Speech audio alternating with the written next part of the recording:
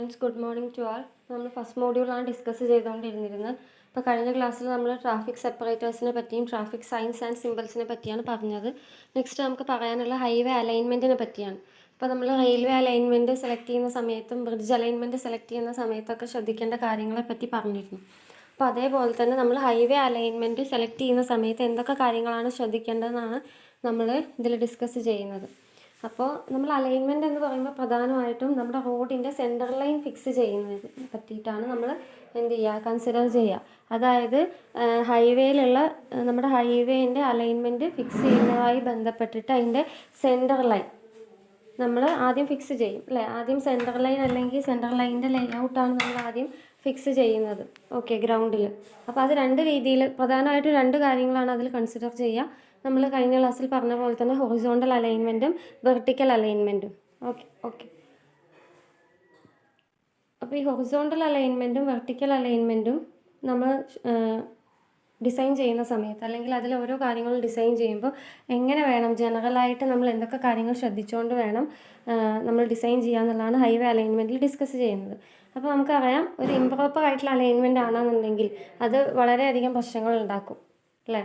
അതായത് construction cost കൂടും അല്ലേ. ഇപ്പോൾ നമ്മൾ പറഞ്ഞു ഏറ്റവും ഷോർട്ടായിരിക്കണം ഒരു അലൈൻമെൻറ്റ്, അല്ലാന്നുണ്ടെങ്കിൽ കൺസ്ട്രക്ഷൻ കോസ്റ്റ് കൂടും. പിന്നെ ട്രാഫിക്കിന് മാക്സിമം യൂട്ടിലൈസ് ചെയ്യുന്ന രീതിയിലൂടെ ആയിരിക്കണം അത് പാസ് ചെയ്യേണ്ടത്.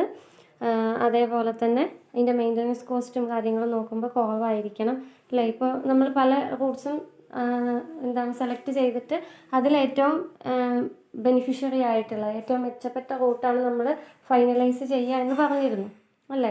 ആൾട്ടർനേറ്റീവ് ആയിട്ടുള്ള റൂട്ട്സ് എല്ലാം അതിൻ്റെ പ്രായോഗികത ചെക്ക് ചെയ്തതിന് ശേഷം അതിലേതാണ് ഏറ്റവും കൂടുതൽ ഫീസിബിൾ, അപ്പോൾ മറ്റത് റിജക്റ്റ് ചെയ്യാനുള്ള കാരണം അതെല്ലാം നമ്മുടെ റിപ്പോർട്ടിൽ ഉൾക്കൊള്ളിക്കണമെന്ന് നമ്മൾ ഓൾറെഡി ഡിസ്കസ് ചെയ്തതാണ് അല്ലേ. അപ്പോൾ ഒരു ഇംപ്രോപ്പർ അലൈൻമെൻറ്റ് കൊണ്ട് എന്തൊക്കെ പ്രശ്നങ്ങളാണ് ഉണ്ടാവുക? നമ്മുടെ കൺസ്ട്രക്ഷൻ കോസ്റ്റ് കൂടും.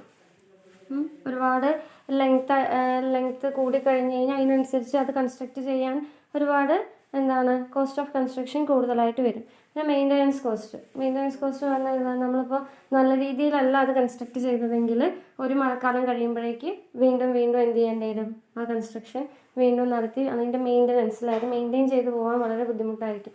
ഇടയ്ക്കിടയ്ക്ക് നമ്മൾ അതിൻ്റെ മേലെ സീൽ കോട്ട് അപ്ലൈ ചെയ്യേണ്ടി വരും. പിന്നെ മെയിൻ്റനൻസ് നടത്തുന്നതിന് വേണ്ടിയിട്ട് വീണ്ടും ചിലപ്പോൾ ടാക്ക് കോട്ട് അപ്ലൈ ചെയ്ത് വീണ്ടും അതിൻ്റെ മേലൊരു സർഫസ് ഫിനിഷിങ് കൊടുക്കേണ്ടി വരും.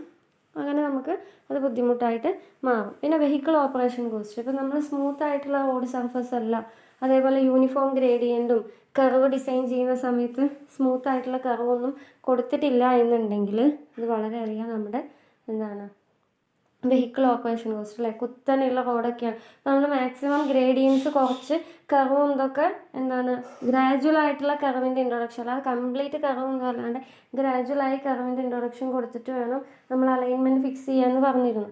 അല്ലാന്നുണ്ടെങ്കിൽ അത് ഡ്രൈവ് ചെയ്യുന്ന ആൾക്കും ബുദ്ധിമുട്ടാണ്, അതിൽ യാത്ര ചെയ്യുന്ന ആളുകൾക്കും ബുദ്ധിമുട്ടായിട്ട് മാറും. പിന്നെ ആക്സിഡൻറ്റ് റേറ്റ് അല്ലേ. ഇപ്പോൾ പലപ്പോഴും നമ്മൾ കണ്ടിട്ടുണ്ട് കർവ് ടേൺ ചെയ്യുന്ന സ്ഥലങ്ങളിലാണ് കൂടുതലായിട്ട് ആക്സിഡൻറ്റ്സ് ഉണ്ടാവാറുള്ളത്. നമ്മുടെ ശ്രദ്ധക്കുറവ് ഒരു പരിധിവരെ കാരണമാണ്, അല്ലെങ്കിൽ പ്രോപ്പറായിട്ട് സിമ്പിൾസ് അതിന് ആളുകൾക്ക് കോഷൻ കൊടുക്കുന്നതിന് വേണ്ടി, ആളുകൾക്ക് ശ്രദ്ധ കൊടുക്കുന്നതിന് വേണ്ടി പ്രോപ്പറായിട്ടുള്ള സിമ്പിൾസും കാര്യങ്ങളും പ്രൊവൈഡ് ചെയ്യാത്ത, സ്പീഡ് ബ്രേക്കേഴ്സ് കൊടുക്കാത്തത്, അതെല്ലാം ആക്സിഡൻസിൻ്റെ റേറ്റ് കൂട്ടും അല്ലേ. അപ്പോൾ പ്രോപ്പർ അലൈൻമെൻറ്റ് നമ്മൾ സെലക്ട് ചെയ്താൽ മാത്രമാണ് ഈ വക കാര്യങ്ങളെല്ലാം നമുക്ക് എന്ത് ചെയ്യാൻ പറ്റുള്ളൂ, ശ്രദ്ധിച്ചിട്ട് ഡിസൈൻ ചെയ്യാനായിട്ട് സാധിക്കുള്ളൂ. അപ്പോൾ പ്രധാനമായിട്ടും ഒരു ഷോർട്ടായിട്ട് പറയുകയാണെന്നുണ്ടെങ്കിൽ 4 കാര്യങ്ങളാണ്. SC അങ്ങനെയാണ് നമ്മളിത് ഷോർട്ടായിട്ട് ഓർത്ത് വയ്ക്കാറുള്ളത്. അപ്പോൾ 4 കാര്യങ്ങളാണ് നമുക്ക് ഹൈവേൻ്റെ റിക്വയർമെൻ്റ് ആയിട്ട് നമ്മൾ പറയാറുള്ളത്. എന്ന് പറയുന്നത് എന്താ വെച്ചാൽ ഹൈവേ മാക്സിമം ഷോർട്ടായിരിക്കണം, ഒരുപാട് ലെങ്ത് ഉള്ള ടൈപ്പ് ആയിരിക്കരുത് അല്ലേ. നമുക്ക് പെട്ടെന്ന് എത്തിപ്പെടുന്ന രീതിയിൽ ഉള്ള അലൈൻമെൻ്റ് ആയിരിക്കണം ഹൈവേക്ക് നമ്മൾ കൊടുക്കുന്നത്. അടുത്ത എന്തായിരിക്കണം, ഈസി ആയിരിക്കണം. നമുക്ക് കൺസ്ട്രക്ഷനും ഈസി ആയിരിക്കണം, അതിലൂടെ യാത്ര ചെയ്തു പോകുന്നതും എളുപ്പമായിരിക്കണം. പിന്നെ നമ്മൾ പറയുന്ന കാര്യം സേഫ് ആയിരിക്കണം. അതായത് സ്ലോപ്പൊക്കെ കൊടുക്കുമ്പോൾ സ്റ്റേബിൾ ആയിരിക്കണം അല്ലേ. നമ്മൾ കർവൊക്കെ ടേൺ ചെയ്യുന്ന സമയത്ത് പെട്ടെന്ന് എന്ത് ചെയ്യരുത്, വാഹനത്തിന് ഇപ്പോൾ നമ്മൾ പഠിച്ചു ഫ്രിക്ഷനും അതേപോലെ അവിടെ സെൻട്രിഫ്യൂഗൽ ഫോഴ്സും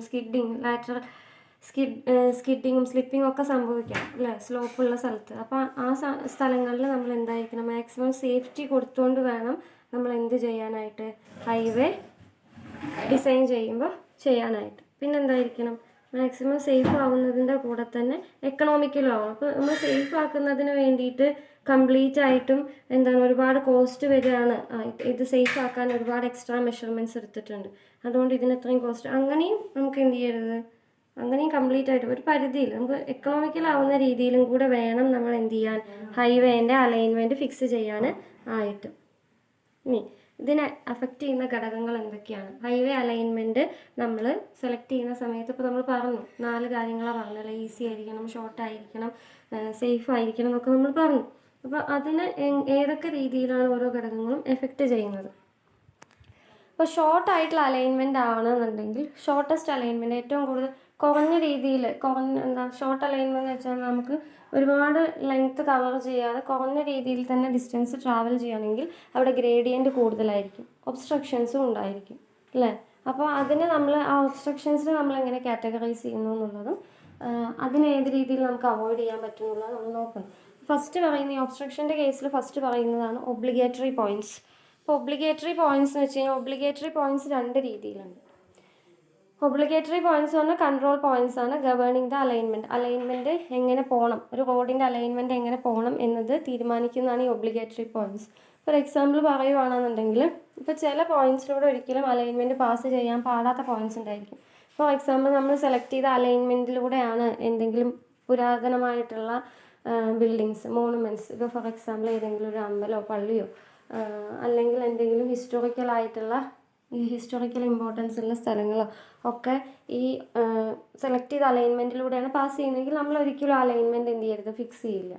അത് നമ്മൾ ആൾട്ടർനേറ്റ് ആയിട്ടുള്ള വേറെ റൂട്ട് കണ്ടുപിടിക്കണം.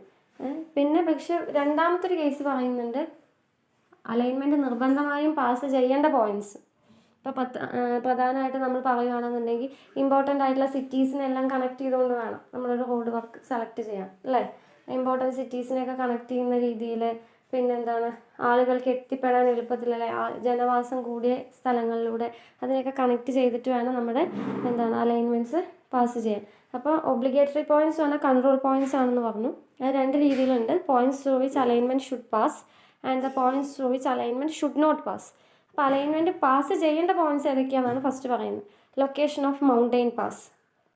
ഓക്കെ, അതായത് ഇപ്പോൾ ഏതെങ്കിലും കുന്ന്, മൗണ്ടെയിൻ പാസ് എന്ന് വെച്ചാൽ എന്താ, നമ്മളുടെ കുന്നിൻ ചെരുവിലൂടെ അല്ലെങ്കിൽ ഏതെങ്കിലും ഇപ്പോൾ നമ്മളുടെ 2 സ്ഥലങ്ങളുടെ ഇടയ്ക്ക് ഒരു വലിയൊരു മൗണ്ടെയിൻ നിൽക്കുന്നുണ്ട് വിചാരിക്കുക.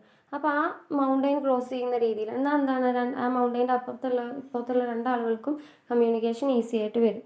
പിന്നെ നമ്മൾ പറഞ്ഞ പോലെ തന്നെ ഒരു റിവർ ക്രോസ് ചെയ്യാൻ ഒരു ബ്രിഡ്ജ് ആവശ്യമായിട്ടുണ്ട്. അപ്പോൾ അവിടെ വെച്ച് ട്രാൻസ്പോർട്ടേഷൻ നിൽക്കുക. അപ്പോൾ ആ ഒരു വഴിയിലൂടെ ഒരു റോഡ് പോവുകയാണെങ്കിൽ അതും അവിടുത്തെ ആളുകൾക്ക് ഹെൽപ്ഫുള്ളായിരിക്കും. Presence of quarry or intermediate town. ഇപ്പോൾ നമ്മൾ ഇൻ്റർമീഡിയറ്റ് ആയിട്ട് ഈ റോഡ് പാസ് ചെയ്യുന്നതിൻ്റെ ഇടയ്ക്ക് ഇൻ്റർമീഡിയറ്റ് ആയിട്ടൊരു ടൗൺ ഉണ്ടെങ്കിൽ അതിനെ കണക്ട് ചെയ്യുന്ന രീതിയിൽ വേണം നമ്മൾ എന്ത് ചെയ്യാൻ, പോയിന്റ് സെലക്ട് ചെയ്യാൻ. പിന്നെ എന്താ വെച്ചാൽ alignment along hill side pass. ഇപ്പോൾ ഒരു ഹിൽ സൈഡ്, ഒരു കുന്നിൻ്റെ ചെരുവിലൂടെയുള്ള ഒരു അലൈൻമെൻ്റ് ആണെന്ന് വിചാരിക്കുക. കുന്നിനെ ടണൽ ചെയ്യാതെ, ടണൽ ചെയ്ത് കുന്നിനെ തുറന്നിട്ട് പോകുന്നതിനേക്കാൾ നല്ലത് കുന്നിന് ചെരുവിലൂടെ അതിനെ വളഞ്ഞ് തിരിഞ്ഞ് പോകുന്നതാണ്. അപ്പോൾ നമുക്ക് കുറച്ചുകൂടെ കൺസ്ട്രക്ഷൻ കോസ്റ്റ് കുറഞ്ഞിരിക്കും. അപ്പോൾ അതെല്ലാം ഒബ്ലിഗേറ്ററി പോയിൻറ്റ്സ്. കണ്ടോ, അലൈൻമെൻറ്റ് ഇപ്പോൾ നമ്മൾ കോണ്ടൂർ കൊടുത്തു ഒരു കുന്നിന്. അപ്പോൾ ഈ കോണ്ടൂർ കണ്ടാൽ തന്നെ അറിയാം അതൊരു ഹില്ലാണ് അല്ലേ? അപ്പോൾ ആ ഹില്ലിനെ ക്രോസ് ചെയ്യുന്ന രീതിയിൽ ടണൽ ഇതാണ് ഷോർട്ടസ്റ്റ് റൂട്ട് അല്ലേ, കുന്ന് തുറന്നു പോകുന്നത്. പക്ഷെ അതല്ലാതെ അതിനൊന്ന് ഡൈവേർട്ട് ചെയ്ത് പോയി കഴിഞ്ഞാൽ ടണലോ ഹെവി കട്ടിങ്ങോ ഒഴിവാക്കിയിട്ട് നമുക്ക് എന്ത് ചെയ്യാം, റോഡ് കൺസ്ട്രക്റ്റ് ചെയ്യാം. പിന്നെ ബ്രിഡ്ജിൻ്റെ ലൊക്കേഷൻ.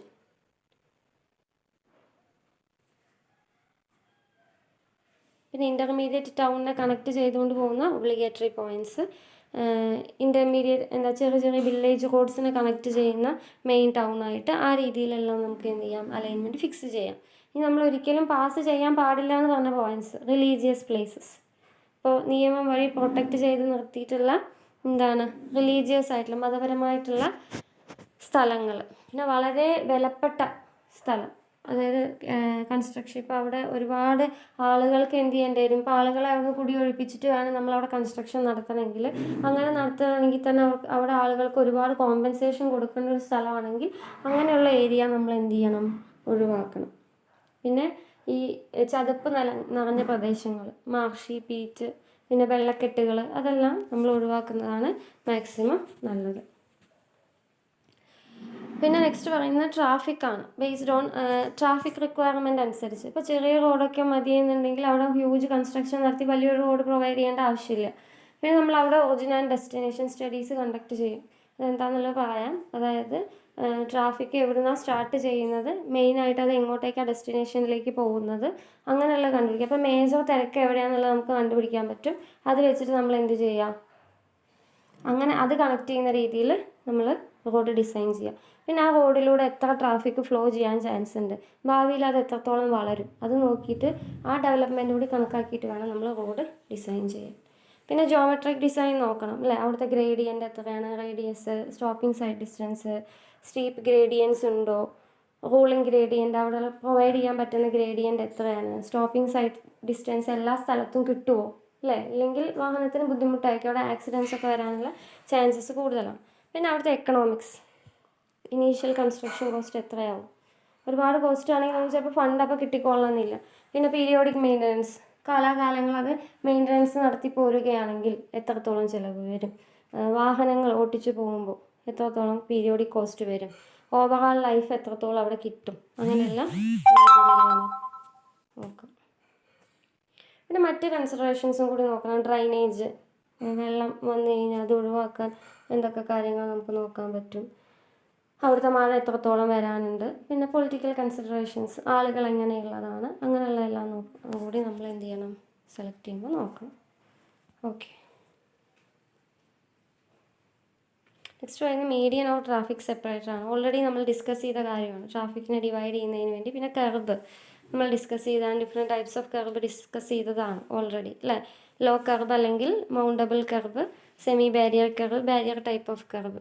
നെക്സ്റ്റ് നമുക്ക് പറയാനുള്ള പ്ലാനിങ്, സർവേസ് ഹൈവേ ചെയ്യുന്ന സമയത്ത്, ഹൈവേ ഡിസൈൻ ചെയ്യുന്നതിന് മുന്നേ ഏതൊക്കെ സർവേസ് നമ്മൾ ചെയ്യണം എന്നുള്ള നമ്മൾ പ്രധാനമായിട്ടും പറയുന്നത്. Economic studies, financial studies, traffic road user studies, engineering studies, ഇങ്ങനെ 4 രീതിയിലുള്ള സർവേ നമ്മൾ പ്രൈമറിലി കണ്ടക്ട് ചെയ്യാറുള്ളത്.